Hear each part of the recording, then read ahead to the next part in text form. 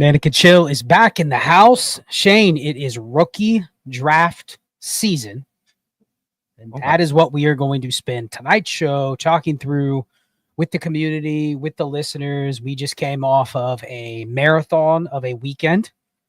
Still kind of recovering physically, just from the tax it takes to be up at all hours, always constantly worrying about when are we going on next. But it's rookie draft time.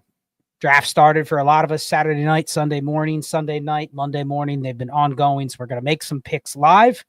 We're going to talk through some of the tools that we use to track ADP, that we use to help us with drafts, and we're also going to take your draft questions. So put them in the chat. Good evening to everybody that is here with us. Thank you for being here. Shane, how your draft's going so far? You already failed the homework of Shane. Make sure you have a bunch of picks. And you told me about an hour ago, Scott, I don't have any picks. Why is that, Shane? Why is that? Not a one. Mostly because most of my drafts that are ongoing are, a good bit of my drafts that started are already done. It's Wednesday. The others are like in the fourth round. The one that I had that was a decent-ish pick, I think it was like the 207 or something like that. I traded for the pick and only had a half an hour on the clock. So I couldn't wait because I would time out, which, homework is homework, but I'm not timing out, bro. It was a 211 I traded for. Good, fun story, though. I sent trade offers in the morning for that pick. By the time that it was accepted, I completely forgot why I traded up to that spot. Yeah, it can be a lot. Luckily, I commission a lot of my own leagues, so I was able to kind of stagger the drafts where there's one that starts this morning, tonight, tomorrow morning, Thursday morning, Friday morning. Tomorrow's Thursday, so there you go. I'm already getting the days mixed up. The point was I was able to stagger them so that they weren't not all starting Monday morning or Sunday night. That way you don't have like 20 on the clock. And I'm going to show one. I actually have a takeaway, which I'll share maybe halfway through the show, of something that has worked for me thus far with drafts so far in 2025. But as you see on the screen, Shane, we finally launched roster reviews on ddfantasyfootball.com. They are up. They have been flying. We've already done about half a dozen since we put them out there on Thursday night. So all the stuff we've talked about, the shows we've done in the past with roster reviews, you can finally go in, purchase either the recorded review where we take one of your teams and do a lot of the stuff that we're doing right now on this show. We're going to do that in your review, go through your draft strategy, look at ADP, odds of getting certain players, etc. Or we can do a live review where we meet you for 45 minutes, talk through your team, go through all the tools. It's pretty cool, but if you're interested, there's a QR code on the screen, scan it. It'll take you over there, sign up for an account, buy a review, join the community, whatever you want to do. And we'll get back to you very quickly. Pretty fast turnaround time on those, Shane, too. We've been hitting within maybe 24, 48, 72 hours on the recorded reviews. Whenever I can get you to go the extra mile to get that review done, we're going to be doing one after this show, right? Apparently we are. Okay. Got one in. We got to get it completed. Recorded one. Look, the people pay, right? And they want they need their reviews done before their rookie drafts. We got to get them done. It's more important than me sleeping or watching The Last of Us that I haven't seen yet, or Handmaid's Tale, which I also haven't seen yet. I'm going to be grinding on the roster review, bro. Yep. And if you need one before the draft, just make sure you put in there that there's a deadline, time sensitive, whatever it is. We'll try to accommodate that the best that we can. But let's get to some draft shape. So we are going to let's go to Dynasty Data Lab. Talk about that. You turned me on to this site that got circled around, posted in our Discord. I've been using it. But Dynasty Data Lab, you can sign up. There is a free version, which you can get this access. And then there's a paid version. I paid $4.99 a month, which for somebody that's in 40 leagues, it's very helpful to be able to sync one of your drafts and look at it through this lens. So I don't know if you've done that, but talk about the site. It's pretty cool. No, so how it started is we have a friend of ours in the Discord that's creating their own site. And, they're asking for things that we think would be cool. So one of the things I said is I thought it'd really be awesome if you could see where players are drafted by percentage, right? Like 80% of the time, Genty's at the 101, 20% he's at the 102, et cetera, et cetera. So they don't have that. But yeah, guys, don't talk about Last of Us. But they don't have that, but someone turned me on to this where you have the odds, which is just as good, right? It's good to know, like you go down to RJ Harvey there where I'm touching and no one can see it. Yeah, you can change the settings, obviously. But, you know, RJ Harvey, he's been the talk of the town, right? And hopefully someone can take a short when we're like, oh, I'm just going to say this. Yeah, this is just so someone will blast this out on Twitter. RJ Harvey, running back 1, 2025. I don't believe that. I'm just saying that so it'll get clickbait. But anyway, you go down to RJ Harvey, you can see that in 44% of the leagues, he's available at the 201. And that's despite all the love he's gotten this week. Now, this is literally the only place I've lived is in here. I don't even know what other stuff is on this site. I imagine that there's lots of cool stuff only because this is really cool. Yeah, I'm just zooming in so everybody can see. Yeah, there's this. I mean, this is the ADP heat map that, again, it's out of different sample sizes, but really it's just a baseline to show that if you're just using a super flex format where you're more likely to find pockets of players. The way I've been using it, aside from what you just said, like you can definitely look and see, okay, RJ Harvey, where does it start to really drop off? Mm-hmm. Like if you really want him, you're probably going to have to take him in this range. Otherwise, he's going to be gone. You see it goes from 82% at the 110 to 44% at the 201. That's a huge drop off, right? Like over almost half the leagues are selecting him there. But ahead of that 82%, I mean, yeah, you have 9 leagues where he was taken at the 106. He's only been taken higher than the 106 twice. Right. But even below the 106, between 106 and 109, over 92% of the time, he's still going to be there after that tier.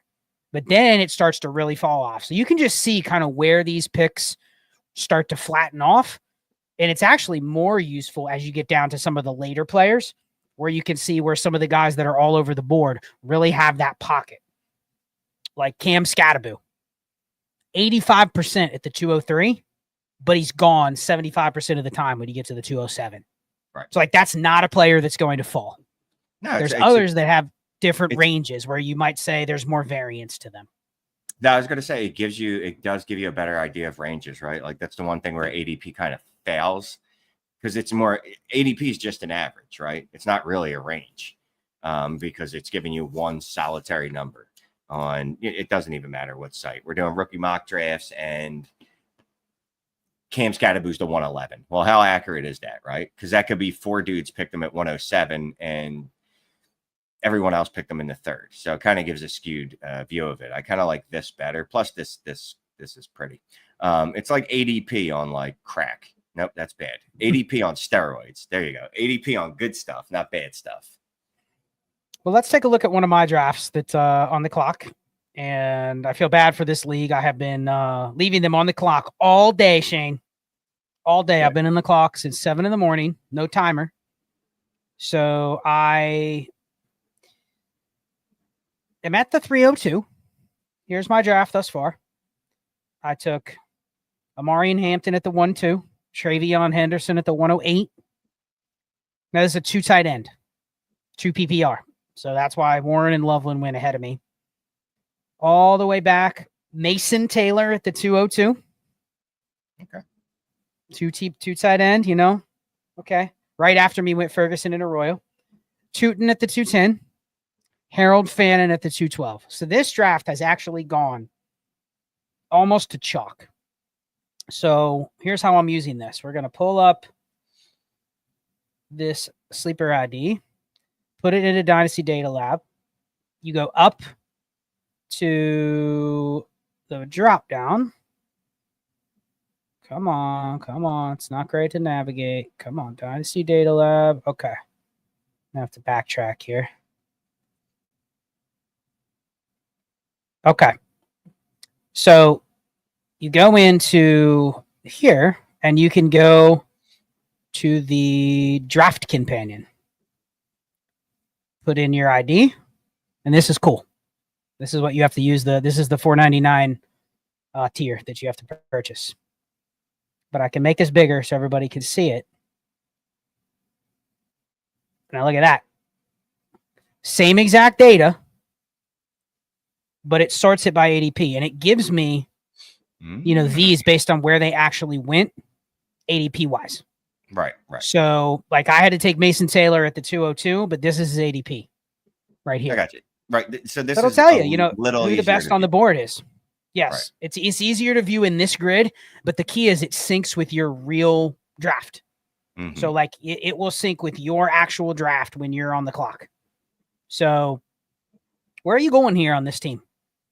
Given that I'm on the board at the 302, it's a 2 tight end. All the tight ends are gone. I can sort by position here at the bottom. Shedeur Sanders or Tyler Shuck? That's the one I wanted to talk through with you. I don't need a quarterback. I have Caleb, I have Mahomes, and I have Penix. So I'm not like chasing quarterback starts. And this is not to get into the nuances, but it's a league where I'm not sure I can get much for Penix just based on the format. The quarterback market's kind of blah. So I don't love it, but I truly think those are probably the 2 best 2 assets on the board. Running backs, I mean, Jaden Blue's there, Devin Neal, Dylan Sampson, Ollie Gordon. Receivers are cooked. I'm not taking Noel or Kyle Williams. No. Imagine this. Just imagine a week and a half ago, Jalen Noel's sitting out there in the 3rd, and you just know he has that, early 3rd round draft capital. What could have gone wrong? What could have possibly gone wrong? Everything went to exactly the way you expected, except for Higgins being drafted there. Anyway. I mean, right here, this is literally the draft board. It's in the reverse format, so it's not exactly like it shows on the draft board, but literally, there's my Mason Taylor. There's my Harold Fannin, and I'm right here. According to this, it says the pick should be Shedeur Sanders. And not really even close. That's why I want to ask you. Is it short? To me, it's Sanders or Shuck, or it's going one of the running backs. Jaden Blue, Dylan Sampson, but I also believe I have, let me go back to the draft grid here. I have the 308 and the 312. So I'm going to be able to get a couple running backs because there's a billion of them left. Like, that's the one position that if you look down here, Blue, Neal, Simpson, Gordon, Giddens, James, Smith, ETN. I'm good with 2 of those. So what quarterback do I take, man? Ooh, so you're not chasing quarterback starts, right? So generally, I would think Shuck. No. But both these guys probably have the same chance to start this year. So then after that, it's like who's probably going to be neither of these dudes are likely to have long-term value, right? Because they're 3rd round draft picks here, 5th, 3rd. I'm going with my man Shuck. I'll talk myself back into him. Dude, David Carr can't even feel his shoulder. Like, I don't even know if he has any shoulders. I think they're all gone. That was the tweet I saw from Nick Underhill, allegedly. Well, here's something to think about. Who is more likely to fall to the 308? By ADP, it's Shuck. Mm-hmm. Most likely, it's neither. But if you could see just a tumultuous slide because of one reason or the other, who do you think it is? Why do I feel like somebody will just take Shuck because that feels like the appropriate thing to do, and it could be the Shedeur that falls? I mean, Shuck's got the better draft capital. Shuck was actually wanted by the team that drafted him. He wasn't passed over by that same team 14 times when they were in desperate need of a quarterback. I think I don't want to say the ADV is higher on Shuck than it is Sanders, but I think the ADV might be higher on Shuck than it is Sanders. Here's the team. I'll give you some context of the roster. Well, it's Ray wants to know what we really think about Sanders, by the way. Unfortunately, it's not going to load. There's the roster. Unfortunately, it is not going to load with the rookies that I have thus far. But no, I mean, my wide receiver 3 is Stephon Diggs and Jalen McMillan. So, but you're going to draft a wide receiver with 3rd round draft capital, 4th round draft capital. Kyle Williams. Kyle Williams is he's there. I have 0. Here's the thing. I have 0 Kyle Williams shares. If there was a team where you told me I could take a shot on him and push the running backs until later, because I have 2 more picks in this round, this one might make sense. And I don't want to do it because I'm kind of into this year. I'm really into going slim receiver. Like I'm totally fine with this receiver room, given the scoring, because you can flex tight ends and running backs at basically the same rate as receivers. So I don't need 7 good receivers. Then why would you reach for a wide receiver then? I wouldn't. I don't think there's any reaches here. There's no such thing as a reach. Well, it is you know what I mean. playing the draft board based on the other picks I have, because I have 2 other thirds. I'm going to get my choice of running back, so I can get talked out of not taking running back here. Okay, why would you feel the need to take a wide receiver here? There's no need. Okay. I have no need. I'm just thinking because you're talking yourself. You're trying to talk yourself into it. Like it would make more sense if the scoring favored wide receivers. I mean, look, he has decent enough draft capital that he should be good-ish, right? But I love doing this, right? If everybody hits their ceiling, now I'm going to talk myself into Sanders. If everybody hits their ceiling that's available in the draft right now, who is going to be the best player? Who is going to be the most, what's the word I'm looking for? Most valuable asset in fantasy? If everybody hits their ceiling, it's Shedeur Sanders.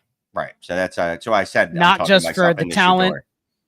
It's the name Shedeur Sanders. I mean, didn't you see where he's the highest selling rookie jersey thus far already? I mean, like the jersey's 3rd overall in the league. It's almost like the Sanders fall actually has created a fan base for him outside of even Cleveland. So yeah, I think I'm good with it. I have no problem locking Sanders anytime in the 3rd round, knowing that, why are you taking a running back in the 3rd? It's basically to get some sort of window, you know what I mean? Some sort of usage. And it's the same thing with him. Some of these running backs are going to be available on waivers. And if you even wanted a wide receiver, there's going to be wide receivers available on waivers after the draft, because I've already started hitting the waiver wires and getting, look, I don't love them, but like Savion Williams has been on the waiver wire. Jalen Lane. There's been a couple other people available on the waiver wires that I'll just add a wide receiver body. Yeah, and I mean, again, the format is 2 tight end with 2 PPR. So I did want to take the tight ends early, but there's no more to take probably. So I'm going to go Shedeur. We're going to go Shedeur. Live on the clock. Pick is made. All right. Let's back out of this. I wanted to show one of your drafts. Let's go over to the war screen here. Tell us about this league, because we're going to pull up your draft that's currently in motion. Tell us about this this format specifically, because I thought it was interesting. No flex league. No flex. No flex, and it is exactly what it sounds like. There are no flexes. You can't just go, I'm going to draft a bunch of wide receivers because I'm going to use 3 of them in the flex. No, you're not, because there's none flexes. It's a 2 QB league, not super flex. Again, it's a 3 running back league. These are starters. 4 wide receivers. Let me make sure I'm counting right. Yes. And 2 tight ends. Yeah, that's the league. So how hard is this league to navigate, considering there's no flexes, and it's almost like you always have to be thinking about what do I need, because there's really no room to hoard extra value at certain spots? My brains got beat in last year because I don't care if it's a no flex. I'm just going to focus on 3 stud wide receivers: CeeDee Lamb, Justin Jefferson, and Marv Harrison. Right now, the only wide receiver left on my roster is Marv Harrison, because I quickly discovered this is not going to work.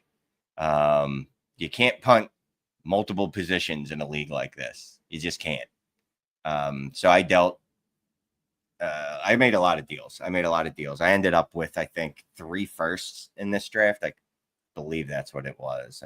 I could just bring up the draft too, actually, and look, see. We'll pull up your roster, and then we'll pull up your draft board. I got your league ID. Let's take a look at Shane's roster construction in here. Oh yeah, there we go.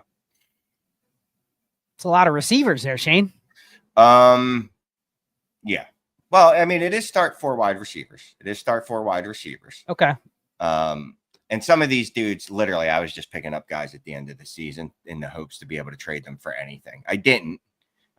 So a few of these It's guys. 2, 3, 4, 2, right? 2 QBs, 3 running backs, 4 receivers, and 2 tight ends. Man, 3 running backs is brutal. It is, and I will say that I disregarded that position, as you can see, with Marshawn. Now, like, again, I've made deals, but this was not a good I have to start room. 3. I'm leading my room with Will Shipley and Marshawn Lloyd. So I forget all the deals I made in this. But yeah, I just looked at it. I ended up with 3. So after the deals that I made, I ended up with 3 firsts in this draft, a couple seconds, and first next year. So I made a lot of deals. A lot of deals. So let's check out old draft companion for this league. So this league, what round is this league in? This league is in the It's third. not found, Shane. Are you sure you got the number right? No, absolutely not. Try it again. Otherwise, we're not going to be able to get it. It's me, so I have no faith. No, 100% it was the right one. Hold on. Let me try this. Well, I'm putting in the sleeper draft ID. I'm surprised that I am having technical difficulties. I'm not going to lie to you. No, because it's supposed to be 18 letter or 9 numbers, and this is 19. That's one too many. Wait, this is the same. Yeah. I put the same exact number in there. Is it missing a 1 or something? It says not found. That's the number in the John. The John. Here, let's see if we can get it. I think we can get it from Dynasty Daddy as well. 100% it is in the John. I'm looking at it. That's the exact number. I just copied it from the URL. That's so weird because I'm pasting it exactly from the chat. Let's try it one more time. No, it doesn't. It doesn't like your draft. It just does not like it. I don't know why. So maybe if you want to find the draft board, you can share your screen real quick. But otherwise, we'll have to move on because that one's not as fun now that we can't see the draft board. All right. So I can pull up the draft room. Hold on. And I will go ahead and share my screen. Give me 1 second because I have about 87 tabs open. Share screen. Got another pick I'm going to make here on the clock. See if we can. There you go. You see? Not great, but we'll live for now. It's that doesn't necessarily fit the screen, but anyway, we're good. We'll deal with it for 5 minutes. All right. We got a tip.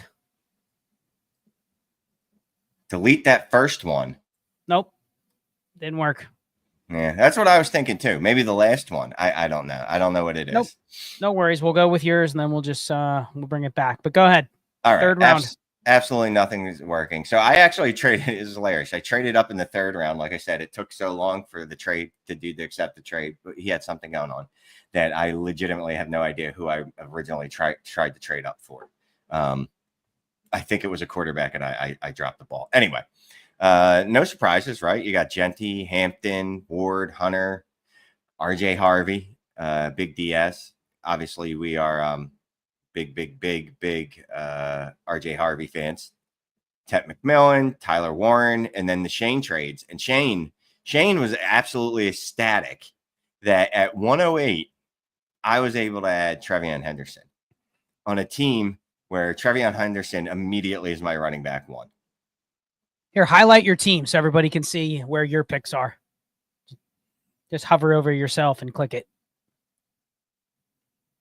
Okay, there you go. So you got Henderson. Mm-hmm. Dude, I'm shocked in a 3 running back league. I know the other positions are scarce, but I'm shocked that you got those. You got the 3 running backs. That's pretty wild. And talk about it. This is a good draft for this format. So originally going into this draft, right, I plotted it out in my head. I didn't really see me being able to get maybe one of those running backs, right? I definitely didn't see being able to get all 3 of those or any combination of 2 of them. I assumed I'd be able to get a tight end.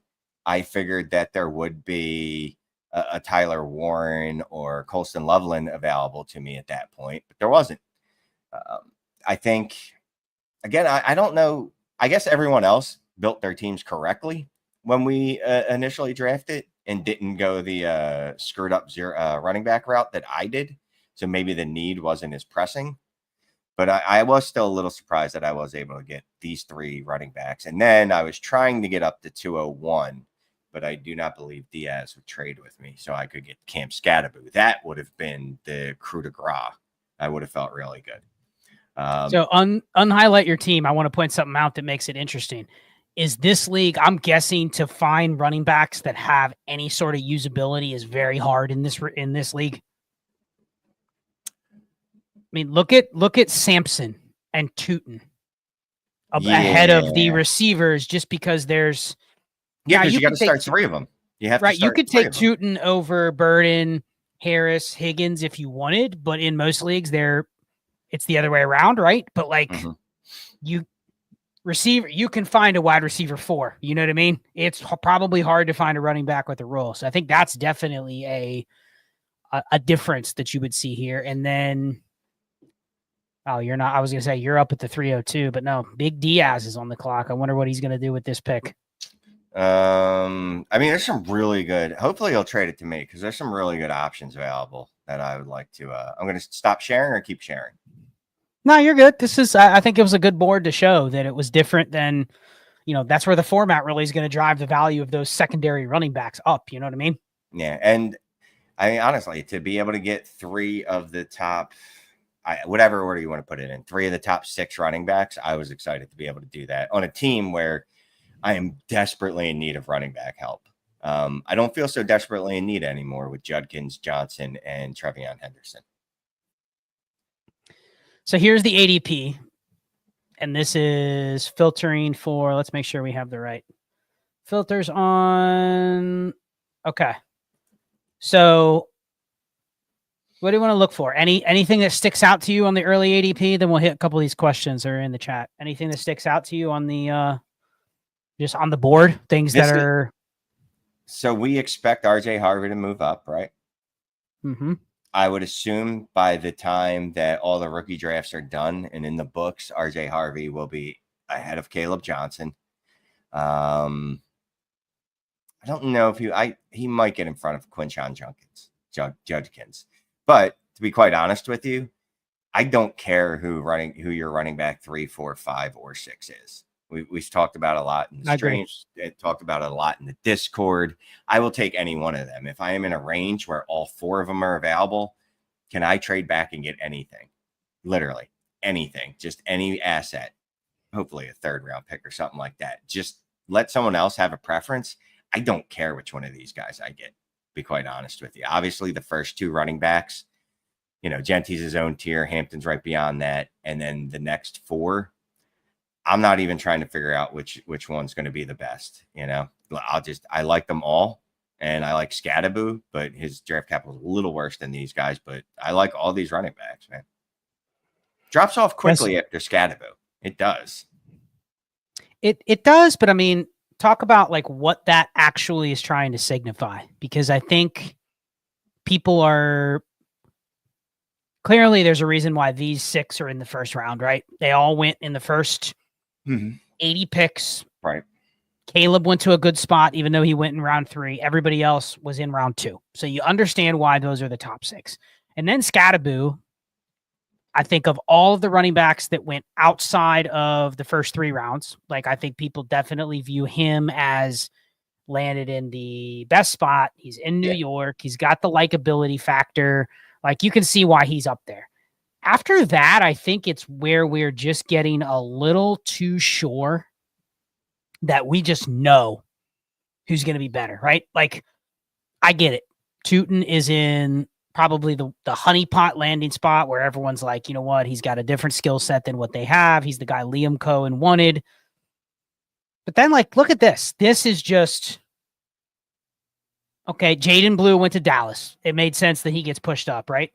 Mm-hmm. But I mean, Trevor Etienne, damn near almost undrafted, Shane. Why is Chuba Hubbard and Rico Dowdle completely a barrier to Trevor Etienne getting on the field? How is that a barrier, yet Devin Neal's going to get on the field? You know what I mean? Or is that a little bit of just bias on who we liked before? Mm-hmm. And so even though one got drafted way behind the other, they're that far away in ADP. What's everybody think about that? Because I'm not saying draft capital matters much, but it sure doesn't mean these guys should be 20 picks apart. You know what I mean? Oh, okay. I just real quick, what caught my eye was Jacoby Krosky Merritt. I've drafted him in a couple leagues, got him in waivers and a couple others. Then I realized, oh, that's the 5th round. So Yeah, fifth those rounds guys are in the 5th. That's an abomination. Shouldn't exist. But no, I mean, once you get to a certain stage of running back, you are literally going, I like this guy better. That's why you're drafting him. I just like this guy better. Now, what I do is I just draft a bunch of different ones because I haven't a clue as to which one's going to be any good. Like, it's different than the top 4 we were doing, right? Or that range. It's like, oh, I think all of them are going to be good, so I don't care which one I get. This one, I have no idea if any of them will be good, so I'll just go ahead and take my shots on all of them. But it is, which ones can you tell your story about? Tell a story about, right? That's what the ADP is telling you. I know it sounds simplistic. It's telling you who the community actually likes. So why would you want to buck the trend, draft a player in this range that nobody even likes, and your only out is if they produce immediately? If people prefer Jaden Blue to everyone else, well, then I draft Jaden Blue because then maybe I can use him for something else. I don't know if you can bet on production from that range of running back, or at least you shouldn't be very cocksure of who's going to be productive out of that group of running backs. Yeah, and there's some questions. So Dynasty Data Lab, for some reason, does not have Woody Marks or Jarquez Hunter. That's the 2 players they're missing. Really? Why? So, I mean, you can look at their ADP in here. Jarquez Hunter at, let's see, we can filter them by rookies only. So on here, Hunter is on, and this probably contributes because they're still kind of buried on here. Like, those are probably 2. I mean, people just don't scroll down. And ETN is way buried. I think ETN is, let me find where ETN is, because I know he is. Well, yeah, so you don't want to know something funny? He's way down there. So if you're just pulling up sleeper, ETN, Hunter, and Marks are probably guys to favorite just because it hasn't quite adjusted. If you're just drafted on your sleeper app, you could miss ETN. That's probably why he's gone undrafted. Who was it that said he went undrafted? It was somebody said he went undrafted. Yeah, Sean. ETN, I don't know why he's going so late. He went undrafted. You know, honestly, why he's going undrafted, Shane? Because he's buried in the ADP. People forget about him. That's one of the reasons. And he's a 4th round pick.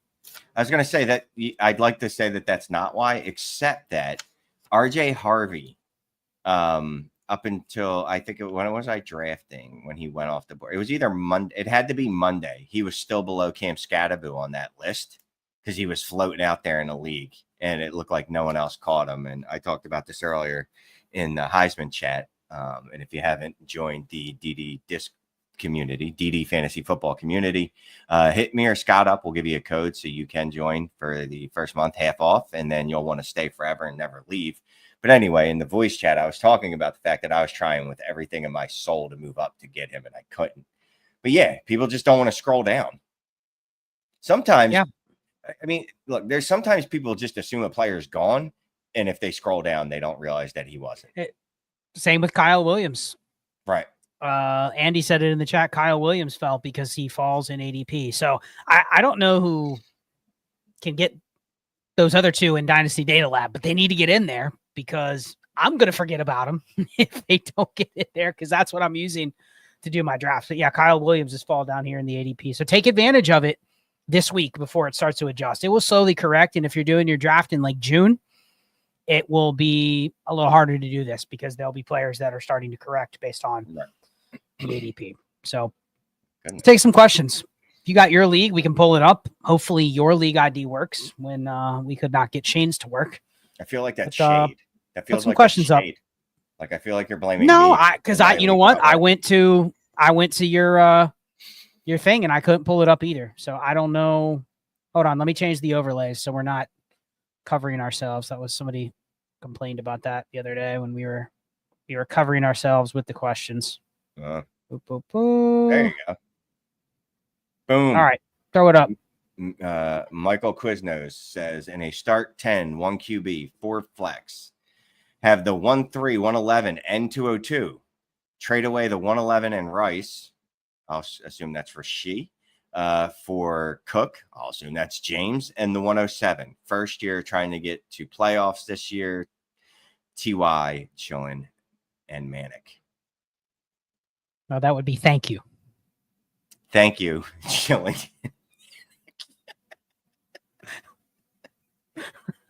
It's like TY. What are you talking about?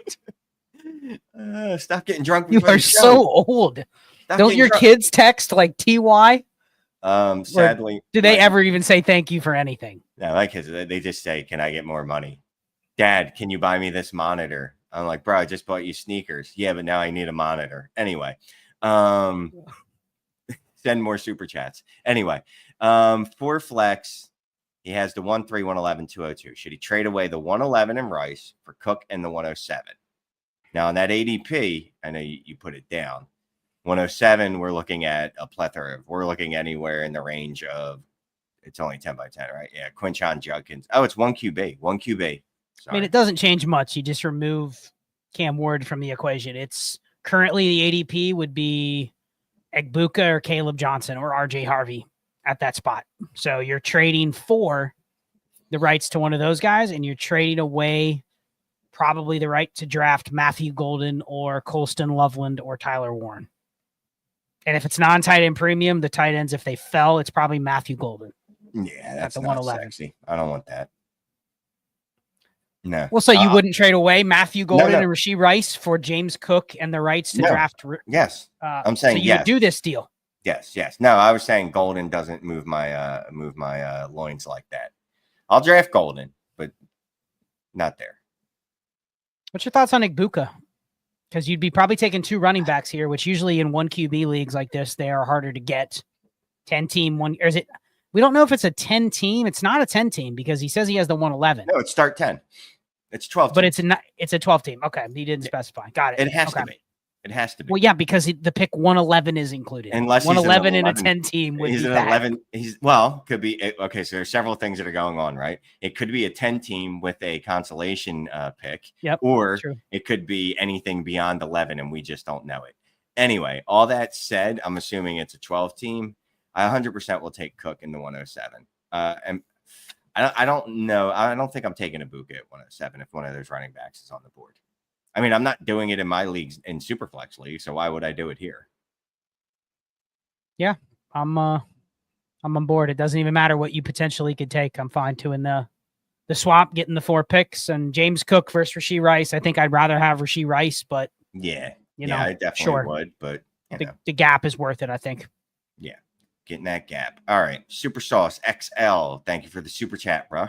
And hey, everyone, if you haven't hit like, please make sure you hit like. Try to hit at least 75 likes before we go, or Ray will yell at me. Love the show. He has the 101, 106, 110, 201, 204.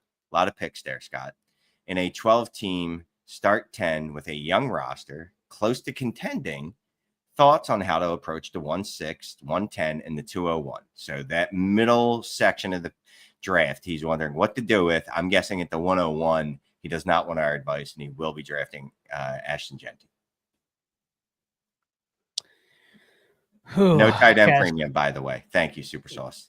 So it's basically the same values we're working with before. We have 5 of the top 16 picks. It's a young roster, but close to contending. So we're taking Genty. Honestly, this is similar to what you just did in the no flex. It's just the format's a little different. I think you're just going BPA. The real picks for me, and I mentioned at the beginning that there's something that's been working with me or working for me in these drafts. I'll bring the team up here in a minute. Before you make any of these picks, navigating, you have nice space between all these picks, right? Like you don't have any back-to-backs and you don't have more than 3 picks in between your 106 and your 204. So you kind of can let the board come to you. But what do you do with those last 3 picks? Because I think if you want to try to get a future first, obviously if you can do it for the 201 or the 204, do it. But what if you can't? Are you willing to trade the 110 straight up for a future first and gamble that at 201 and 204, if you have to make the picks, it's possible that Jackson Dart falls to you. It's possible that the Scattaboo will be there if you want him. It's possible Matthew Golden. I know you don't like him, but he's a first-round receiver. At some point, you'll take him. No, yeah, I took Matthew Golden at the 201, right? So once we get into it's the Cam Scattaboo range, I'm taking Golden over him because I'm not passing up that draft capital for a 4th-round running back. Anyway. So if we don't know anything about the tight end premium here, the options actually are not bad at the 201 and the 204. So if all you could get was a first, the only one you could get a first for is the 110, would you just trade it on the team like this where you know you have those other picks that you can still shoot? What am I getting? You're getting a random first next year for the 110. Oh, yeah, it's gone. Okay. And do it before you're on the clock because you're going to get that rookie fever, man.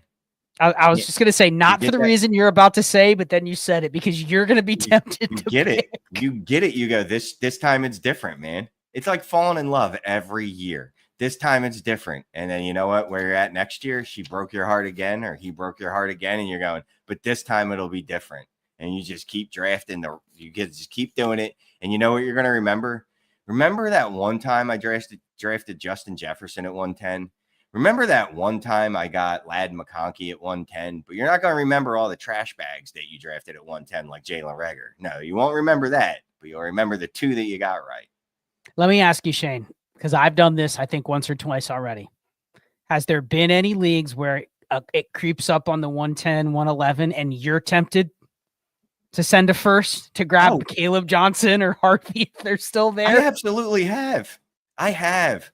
So you've gone the other way, and as I've done it, and completely lacked the discipline and started throwing your first around. As I'm doing it, I take the drag from my cigarette and go, "This is a bad idea. This is a bad idea, but I'm gonna do it anyway and send it."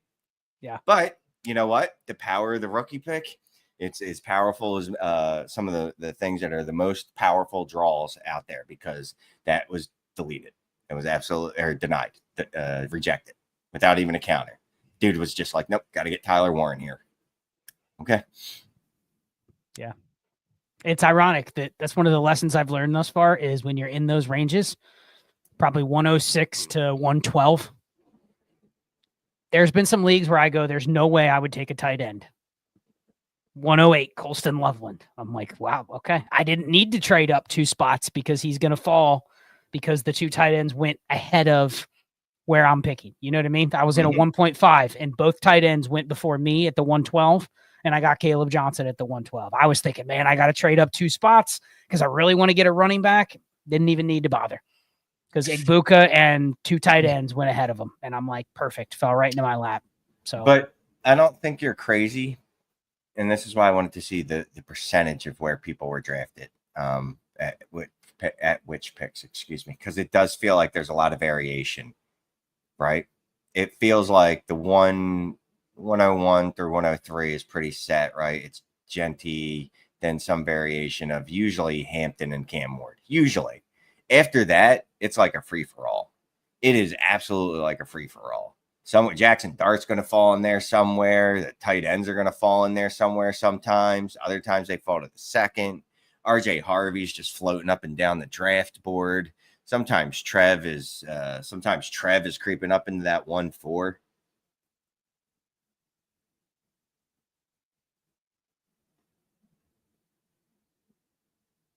You're on mute. Oh, yeah. Calix put in here the roster review buy buttons. I've been giving him a server error. We're addressing it. Clean your cache. That's what they This is the third. He is the third person that has messaged me this in the last 2 hours. So if people are trying to get them, we need to get that fixed. So we're on it. I just wanted to put that out there. If anybody else is getting this error, hang tight. We're working on a fix. It's a bad look if we put the the button up there and then it doesn't work. But go ahead. Apologies. Just to talk about just the variation we've seen in this, right? Leaf Green Goblin. Tet fell to him in 107 in both of his leagues. He used him to get a chain in one of them. Yeah, I mean, like that's almost. There's been almost nothing in the first that I've seen that I've gone, oh, I can't believe that guy fell, or I can't believe that he took that guy there. If someone were to take, I guess, Dart at 104, I would look at them side-eyed. But outside of something like that, like most of it is just, I understand it. I absolutely understand it. Sorry.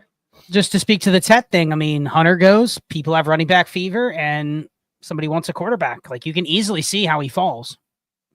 It's a first-round receiver that win the top 10. Yeah. It was the wide receiver 1 unanimously from basically beginning to end. It's kind of crazy, but that's where we're at. Ray Garvin, good guy. Nice hat, like your hat, sir. DJ Moore season, let's ride. If you don't know, now you know. Ray is a giant DJ Moore fan and expects big things from him in 2025. Theo Darling, this is where RJ Harvey is right now. You could get Ken Walker straight up for him. A week ago. Okay, but what's the point? Other than Harvey has more... There's absolutely no point. Name cachet and sexiness today. Like, this feels like the kind of trade where, would I prefer Harvey over Ken Walker? Maybe, but doesn't it feel like there's just no point in doing either side of the deal? You know what I mean? Yeah. Why would you trade a running back for a running back? I'm trading. I will say this, right? So I do talk about getting known quantities. So I understand it from that perspective. If you're just like, listen, I want to move off of RJ Harvey because I know if Ken Walker can find a way to limp onto the football field for 17 games, he is going to produce. I know that. Everything with Harvey is a hope. I think he can. With Walker, it's a I know he can. I hope he could stay healthy. All right, put up P Nasty's question. I think it's a fun one. P Nasty. Here we go. What are the odds I hit on one running back with picks 211, 212, 301, 304, 305, 8, 401, 408, 409, and 411? Asking for a friend. Scott, let me ask you this. When you play the lottery, do your odds of winning increase when you buy 30 tickets versus one? No, because there's so many tickets that the denominator is just so large that my odds are minuscule regardless. But I don't think that's the case here. If you have all 10 of these picks and you somehow manage to draft 10 running backs in this class, I'd say the odds are pretty good. Someone's going to hit. But define what a hit is. I think that's where we get caught up in what's a hit. Is Chase Brown a hit, Shane? Absolutely. Is Zach Charbonnet a hit? Yes. Okay. Is Tyler Algier a hit? Yes. Now, those last two people would go, not really. But here's the thing. If you have enough of those guys that just have lasting power, right, that just have backup roles, sporadic duty, you don't need one player to become a stud. You know what I mean? You just need different players firing at different times in different weeks over the course of 2 or 3 years that they're going to be on their rookie contracts. And hopefully they can hold down, the half part, even if it's the second part, a 40% part of a committee. That's why you take so many. But the key is you have to have the roster size to take that many chances, right? That's why if you're taking a strategy like this and truly you're trying to hit on a running back this late, you can't just draft one, and you have to roster construct in a way to where you're not wasting spots. Like, let's just say you have a team with no running backs at all, but you're trying to patchwork together a contender. The options are you trade for what running backs can you buy with a 211, 212? Can you buy could you buy like a Tony Pollard for a 212, or is that too cheap?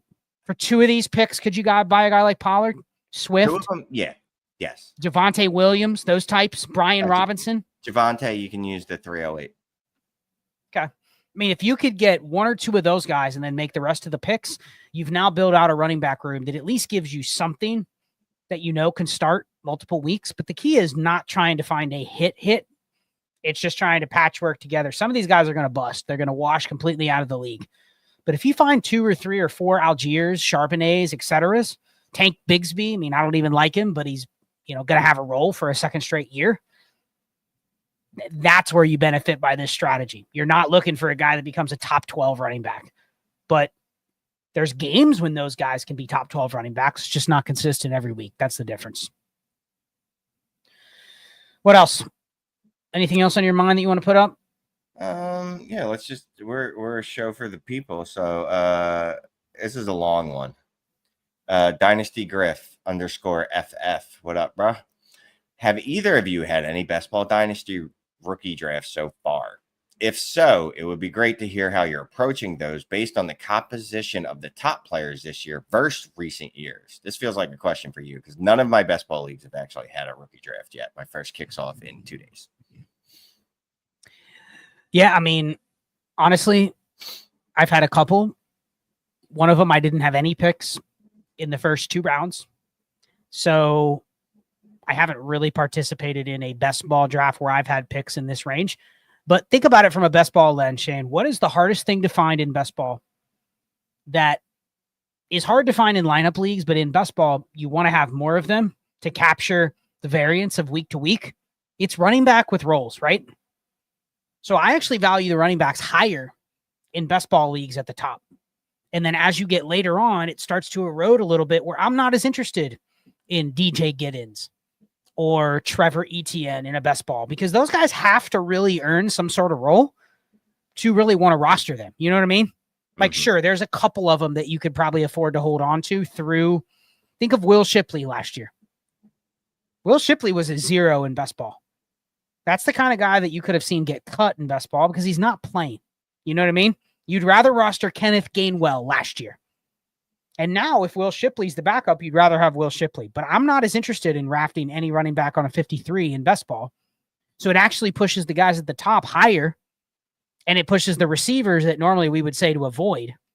I don't want Jalen Knoll or Ty Felton in a lineup league. Best ball, though?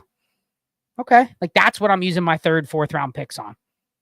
Tight ends as well. You know, I'm a little more interested in some of the tight ends because I don't need to rely on starting 2 of them. I can roll out Gunnar Helm. He can be my tight end 6. I would draft him. Lineup league, I would never draft Gunnar Helm. So it's just the roster construction that's different. So I don't think at the top, Dynasty Griff, it changes much because you're still going to draft the running backs. The few receivers that, you know, are really good, that got high draft capital, people are going to draft those guys. But I'm not as interested in Trey Harris, Luther Burden, just because I think I can replace that with volume easier. And I'm not a player take person, right? So I'm not looking at Trey Harris going, he's going to be a stud. Other people may push him up for that. I'll just take advantage by drafting the last of the range of running backs that I think have immediate roles. So easily give me Tootin over those guys in a best ball, unless there's obviously some sort of trade value attached to it that I can move for something else. But that's how I would shift it a little bit. And I would value the quarterbacks higher, the starters. I would take Jackson Dart higher in best ball because you want to have 3 or 4.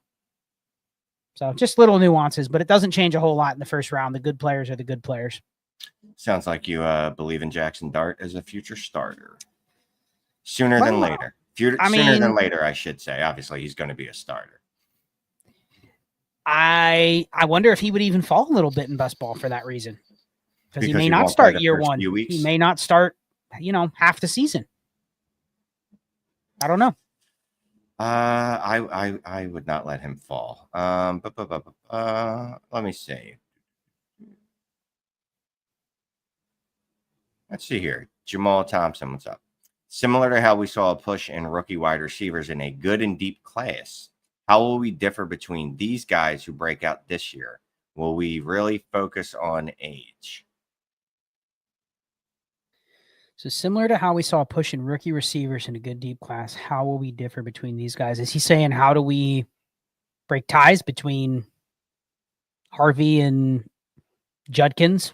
Because there's a 3-year age gap between the team or between the two? Yeah. Like talk about that. Because I don't care. The way we play, I'm looking at a 2-year window with running backs. And if there's a value drop off because of an age concern with Harvey, that's on me to do something with him. But I'm betting that he's good and he's in a good situation, right? If he's good and he's in a good situation, there's going to be a window where nobody's going to care about his age. They may care about his age in 2 years when it becomes a narrative again. But for now, I don't care. But if you want to break the tie against him because they're all so close, sure. But have you even thought about age when you're drafting between Harvey and Judkins? No. I honestly, I didn't know RJ Harvey was 24 years old until this week. Until he went high, and then people have used it as a reason to not put him in the next tier. Flat out didn't care. Didn't look at anything as far as like age-wise. But every wide receiver that's old, I guarantee I know that. But even that, like I care less because of the COVID year. which I guess this would be the last year that affects. But also I care less because of transfers, because of NIL money. There's reasons that people are staying in longer. Look, maybe he just wanted to get his doctorate. I don't really care, to be quite honest with you. 26 versus 22 at the running back position. I'm hoping to get 2 or 3 good years out of these dudes. If I get that, I've won. I've already won at life. If I don't get that, I don't think it's going to be because RJ Harvey's 24. You know what I mean? I think it's going to be because RJ Harvey, and I'm not saying he is, just isn't good. You know what I mean? But by the same token, if Caleb Johnson's 21, yeah, I mean, he's just as likely to go out there and suck too. So what does it matter for me that he's 3 years younger? You know what I mean? It's not like it's not like I'm going to hold on to him long enough that his value is going to bounce back in 5 years. I don't worry about that age. Not at running back. Not really. Like, I could see if it's a tiebreaker, but like you just said, if it's a tiebreaker between, I don't know, Saquon Barkley and someone else in that range that's 6 years younger, but in a similar range of production, sure, give me the younger guy then. But even then, I don't know that it really matters, to be quite honest with you. Yep. It's Ray told a good story yesterday about RJ Harvey. We were talking in the Heisman chat about, a little bit about his background and maybe why, it doesn't explain away why a guy's not, young and getting to the NFL early, right? But there is, before 5 years ago, we would have never really taken excuses like that seriously. You know what I mean? Like if you weren't in the NFL by 24, we would just write you off. But now there's just been so many more variables that enter into play in terms of how players get from prep school to the pros. You know what I mean? Mm-hmm. And there's disruption, there's transferring, it's really hard to use some of the same stuff we would use in the past that correlate directly with age and adjusted production. And when did you do this? And when did you do that? I mean, there's a story and a narrative you can always explain away. A lot of times we're explaining it away because we want to justify why a player is better than what their profile says. But I think with running backs in today's age, we can probably give players in this, this wave of, maybe the next year or two, from the COVID years and maybe into the next year or two, maybe a pass because the profiles are just going to look different. And then the last point, as we see those players produce, Shane, in 3 years, we're going to look back and go, damn, Shane, there were a ton of players that smashed as rookies that were 23 or 24. So does that mean it can't happen? Or does it just mean they maybe didn't get the same opportunity for it to happen in the past, or we didn't take it seriously in the past, and now we're just paying attention to it more? Yeah, and first year success doesn't equate to longevity, right? We've seen running backs that have flashed. We've seen running backs that have come in 1 year, 2 years, and then just disappear, and we never see them again. And that's dudes that came into the league at 21, 22. It's just, that's the nature of the position. It's just, you know what I mean? It just is. So, look, I draft RJ Harvey. I feel like we're saying the name a lot. Maybe we get some shorts out of this. I draft RJ Harvey at 24 today. Yeah, I've 3 years before I really worry about his age. I'm fine. That's fine. Dynasty Dave. What's up, Dave? He notes that, age is more about the potential for future trade value. I get that. But even if you look at last year, right, and this is a high end, even though they were old, you could still get a pretty penny for Derrick Henry and Saquon Barkley and even Alvin Kamara and even Joe Mixon. So I'm not overly worried about it. You're on mute again. This is twice tonight. Sorry, I was looking at something. It matters if it matters to other people in your league. Right. If they're going to look at running back age, I couldn't tell you. I used to be able to tell you exactly how many running backs were over the age of this based on ADP. And it's just, I haven't cared as much. If it starts mattering more, then, we'll follow with it more in terms of other people pay attention to it, but now they just don't. So final thoughts. It's been just kind of a free form show. We apologize for the technological issues in the roster reviews. We're trying to get it worked on. Try it again. If you tried one, a couple people had reached out and said they were getting an error.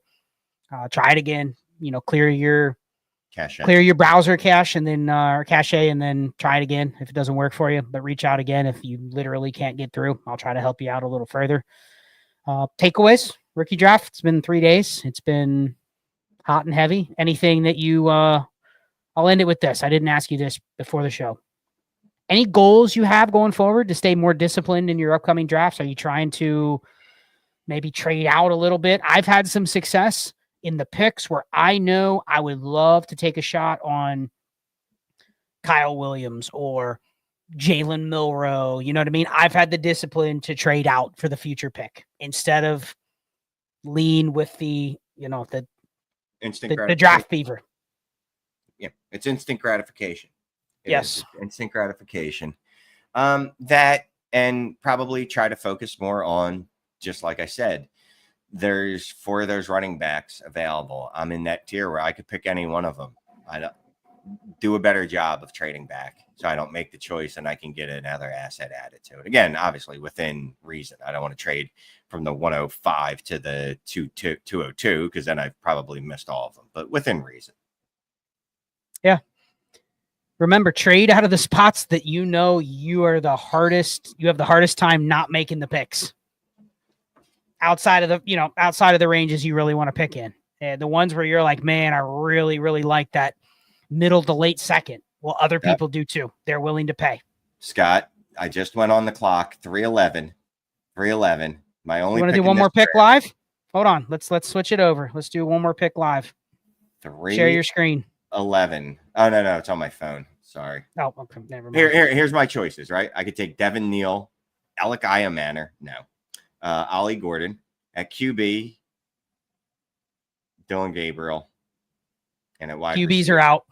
Yeah, the wide receivers literally Eric Iomanner, Tez Johnson, Savion Williams, and Ty Felton. Your dude Ty Felton. I saw something in the chat that Savion Williams got a number in the 80s, which means he's not going to get a running back designation. Damn it. That means I don't know if that's true, but that usually that leans towards he's going to be listed as a receiver. So who are the running backs again? Devin Neal, DJ Giddens, Ollie Gordon. Don't have me any Ollie Gordon. Do you have any other picks? No, this is the only pick in the draft for me. What do you got? Is it point per carry? Neal or Gordon? Very, very small. Point per carry? Very small, yes. Well, by far the higher ADP is Devin Neal. Well, here's the thing. He's at running back 10, and Ollie Gordon is at running back 12, but it's almost half a round apart. Okay, here's the problem. I already have 3 Devin Neals. I have no Ollie Gordon. Then go Ollie Gordon. Yeah, and I have. That's what happens when you start to rack up. One DJ Giddens though, so I could get another DJ Giddens or my first Ollie Gordon. Ricky supports you. Gordon will be the thumper role in Miami. He is the new Mostert, except nothing at all like him. So yeah. All right, Ollie Gordon it is. I appreciate the help, guys. Yeah, and I hated your counter, Big DS. Go away. Cool. Well, folks, that is the show. Put that up there one more time. If you're interested in a roster review, scan the QR code. Reach out to us. It's ddfantasyfootball.com. There's the website. Sign up. There's a link in the description for 50% off. And give us a holler on a review. If it doesn't get it to work, let me know. We'll get back to you. This was a fun Manic and Chill. There's not going to be a Manic and Chill next week, but we're going to be in the Discord pretty much every day, helping people with their drafts, going through, different scenarios like this. So it's really just a free form show for the next, 10 days or so. And then we'll be back in 2 weeks, which is, what is 2 weeks? May 14th. Sure. Yeah, May 14th. Manic and Chill will be back, and maybe we'll start going through some roster building. I want to start going through some roster building strategy. That's going to be my focus over the summer. My specific content solo is going to be a lot of roster construction, team construction, like the things that I really am making bets on when you manage a ton of teams. Things that I think are a little bit of a head start if you're thinking about it that way versus just being player oriented. But maybe we'll start focusing on that, Shane. Sound good? It sounds good, and I think we should squeeze in some trade shows there, but we'll talk about that. Stay tuned. But we know people want trades, so appreciate everybody rocking with us tonight. Check everything out, like and subscribe if you haven't already, and jump on in the Discord for those in there. Appreciate it. Have a good night.